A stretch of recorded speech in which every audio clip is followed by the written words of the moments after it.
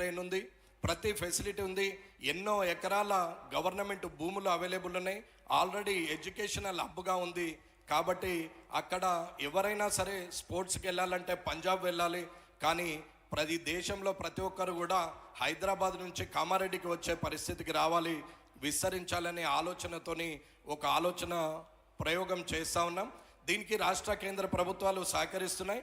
ఖచ్చితంగా ఇది సాధిస్తామని చెప్పి ఎన్ఆర్ఐస్ అందరూ కూడా డబ్బు ఎక్కడైతే పెడతామో ఎంప్లాయ్మెంట్ గ్రామీణ వాతావరణం నుంచి అంటే హైదరాబాద్కి రావడానికన్నా మనము రూరల్ ఎంప్లాయ్మెంట్ మీద ఎక్కువ కాన్సన్ట్రేట్ చేసి రూరల్లో ఉన్నటువంటి ప్రజలకి ఉద్యోగం ఇవ్వగలిగే స్థాయికి మీరు వస్తారని కోరుకుంటూ ఈ అవకాశం ఇచ్చిన మీ అందరికీ కూడా ధన్యవాదాలు తెలియజేసుకుంటూ ముగిస్తున్నాను. జై హింద్, జై భారత్.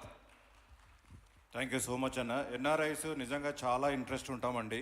మేము ఎక్కడో వెళ్ళి 22 సంవత్సరాలు నన్నే తీసుకోండి, యోయో టీవీ అనే ఒక వ్యవస్థను స్థాపించి 15 మిలియన్ సబ్స్క్రిప్షన్తో 100 మందికి పైగా ఎలక్షన్ వచ్చిందంటే ఒక 1000 మంది స్టాఫ్ పనిచేస్తామండి. ఈ లీడర్స్ అందరికీ డిజిటల్ క్యాంపెయిన్ లాస్ట్ ఎలక్షన్లో 56 మంది ఎమ్మెల్యేస్కి యోయోనే చేసింది, 12 మంది ఎంపీస్కి యోయోనే చేసింది, 53 మంది గెలిపించామండి అందులో.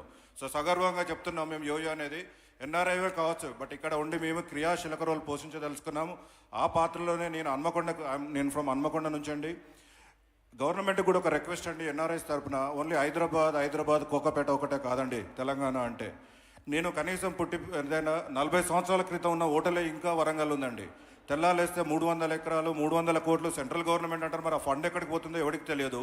ఆడ ఒక్క హోటల్ కూడా లేదండి. అంటే 40 సంవత్సరాల క్రితం ఉన్న ఒక అశోక్ హోటల్ అక్కడ హోటల్ అండి. అది చూడలేక ఐ స్టార్టెడ్ 4-star హోటల్ అండి. Next month I'm going to be open 4-star hotel which is a Minerva grand coming to Hanamkonda. Hyderabad తర్వాత తెలంగాణలో వస్తున్న first 4-star hotel in Hanamkonda అండి. అది నేనే అయినందుకు నాకు చాలా సంతోషంగా ఉంది. కానీ అన్నట్టు మాకు నిజంగా ఎవరి దగ్గర నుంచో ప్రాబ్లం అండి, ప్రజాప్రతినిధులు వాళ్ళ వెనుక ఉన్న వాళ్ళ నుంచే ప్రాబ్లమ్స్ ఉన్నాయండి. ఎందుకంటే నేను చేస్తున్నా కాబట్టి నాకు తెలుసు. అంటే ఇంత మీడియా సంస్థ ఉన్న నన్నే బెదిరించి ఆపడానికి ఎంతోమంది ట్రై చేస్తున్నారు. బట్ అన్న ఇంత ధైర్యంగా ముందుకు వచ్చి నేనే ఫైల్ సైన్ చేస్తాను ఇంతమంది ముందు చెప్పినప్పుడు, అన్న నా నెక్స్ట్ ప్రాజెక్ట్ ఖచ్చితంగా మీ కామారెడ్డిలో టేకప్ చేస్తాను, మీ సపోర్టు ఇంత మీడియా ముందు చెప్పారు. I'll be in touch with you అన్న. Thank you so much. Next Sanjay Reddy అన్న గారిని మాట్లాడాల్సిన కోరుతున్నాను. ఈరోజు ఈ గ్లోబల్ తెలంగాణ అసోసియేషన్ నిర్వహిస్తున్నటువంటి ఈ కార్యక్రమానికి వచ్చిన పూర్వ ప్రముఖులకు అందరికీ, ఆర్గనైజర్స్కి అందరికీ నా యొక్క నమస్కారం. నిజంగా ఇది మంచి కార్యక్రమం.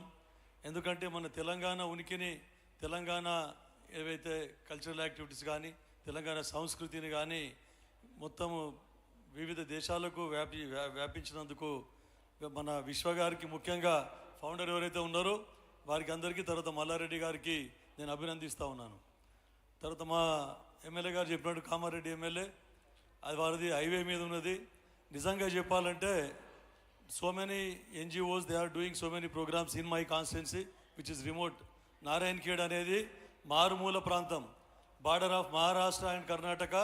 మీలాంటి సపోర్ట్ CSR ఫండ్స్ కానీ చాలా అవసరం, మాలాంటి ఏరియాకు చాలా అవసరం. ఇన్ఫ్రాస్ట్రక్చర్లోనే ఇంకా మేము లాగింగ్ ఉన్నాం. ఎన్నో అప్పటి ప్రభుత్వాలు తర్వాత తెలంగాణ తెచ్చుకున్న తర్వాత కూడా మాలాంటి ప్రాంతాలు చాలా వివక్షకు గురవుతూ ఉన్నాయి. ఎప్పుడు నేను ఫైట్ చేస్తూ ఉంటాను, ఇట్లాంటి ప్రాంతాలకే ఎక్కువ బడ్జెట్ కేటాయించాలి, ఇటువంటి ప్రాంతాలకే తెలంగాణ వచ్చి మనం సాధించుకున్న తెలంగాణ వలన లాభపడతాయని చెప్పేసి మీరు ఏదైతే 4-star ఓట్లు అన్నారో, నిజంగా కూడా మా ప్రభుత్వం, మా ముఖ్యమంత్రి రేవంత్ రెడ్డి గారి ప్రభుత్వం టూరిజం డెవలప్మెంట్ మీద చాలా ఫోకస్ పెట్టింది. తర్వాత industrial clusters everywhere in all the constituencies industrial clusters develop చేస్తూ ఉన్నాయి. మా దగ్గర కూడా ఇండస్ట్రియల్ క్లస్టర్ శాంక్షన్ చేయడం జరిగింది. ఎంతోమంది ఈ ఫుడ్ ప్రాసెసింగ్ యూనిట్స్ ఇండస్ట్రీ వాళ్ళని నేను రిక్వెస్ట్ చేయడం జరిగింది. ఒకవేళ మీ దాంట్లో ఎవరైనా ఉంటే, అక్కడ మాది మాంజీరా బెల్ట్, కర్ణాటక బార్డర్, ఎక్కువ ఎయిర్పోర్ట్ కూడా 22 కిలోమీటర్స్. తర్వాత జైరాబాద్ ఏదైతే ఉందో నిమ్స్, సెంట్రల్ గవర్నమెంట్ ఇప్పుడు మనకి దానికి బాగా ప్రోత్సహిస్తూ ఉంది. కాబట్టి అక్కడ ఇండస్ట్రీస్ కానీ చాలా స్కోప్ ఉంది. కాబట్టి మీ అందరి ఎన్ఆర్ఐస్కి తర్వాత జీటీ నేను రిక్వెస్ట్ చేస్తూ ఉన్నా, నిజంగా మీ సేవలు అవసరం ఉన్నాయంటే మాలాంటి నియోజకవర్గాలకు అని చెప్పేసి చెప్తా ఉన్నాను, రూరల్ ఏరియాకి. కాబట్టి ఆల్రెడీ కొన్ని NGOs మేమందరం టేకప్ చేస్తూ ఉన్నాం. ఎప్పటి నుంచో మేము అంటే ఈ సర్వీస్ యాక్టివిటీస్లో లయన్స్ క్లబ్ అటువంటి స్టార్ట్ చేసి